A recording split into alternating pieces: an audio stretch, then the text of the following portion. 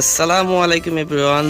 আজকে দুপুরে আমি ভিডিওটা নিয়ে বসলাম। দেখেন ঘরগুলা গাছগুলো কতটা সুন্দর লাগতেছে। এই দিক দিয়ে রাস্তা, এই পাশে দেখেন একটা বাঁশের বেড়া আছে, হালকা একটু জঙ্গল, এখানে গাছ, ওই পাশে একটা ঘর।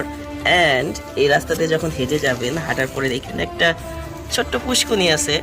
যখন হাত মুখ ধুতে মন চাইবে বা গোসল করতে মন চাইবে, গোসল করতে পারবেন। আবার ওইখানে পদ্ম পুকুরও আছে, পদ্ম ফুলও আছে, জানি না দেখা যাচ্ছে কিনা, ওই যে, ঠিক আছে। তারপরে এই যে গাছ, তারপরে এখান থেকে আপনারা যাবেন হাঁটতে হাঁটতে হাঁটতে হাঁটতে, দেন ওই দিক দিয়ে বের হয়ে ওই বাড়িতে যাইতে পারবেন বা অন্যদিকে চলে যেতে পারবেন। আর এই পাশে কিন্তু একটা কলা গাছ আছে, চাইলে কলা পেরে পেরেও খাইতে পারবেন, কিন্তু কলা নাই, ঠিক আছে। তো যাই হোক, আমি ভাবছিলাম যে দিনের বেলা একটা ভিডিও করে দিব, কারণ দিনের বেলা আলোটা একটু বেশি থাকে।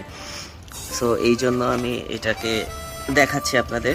এই দেখেন, রাতেও করছিলাম, রাতের ভিডিওটা আমি আপলোড করছি, বাট দিনের বেলায় মাশাআল্লাহ খুবই ন্যাচারাল লাগতেছে। এই দেখেন, ঘরের উপরে গাছ, গাছের একটু ছায়া পড়তেছে। আবার এই দিক দিয়ে হাঁটতে হাঁটতে যাবেন, তারপরে ওই যে এদিকে পুষ্কুনি, পদ্ম ফুল, তারপরে কলা গাছ, মাশাআল্লাহ। ওই সাইডে আরেকটা ঘর, মানে এমনভাবে করা হয়েছে, ঘরের মাঝখান দিয়ে রাস্তা চলে গেছে, এই পাশে একটা ঘর, ওই পাশে, মানে গ্রামীণ পরিবেশ যেরকম হয় আর কি, বুঝতে পারছেন? গ্রামীণ পরিবেশ কিন্তু অনেকটা এরকমই হয়, ঠিক আছে। আমি একটু ঘুরে ঘুরে দেখাই।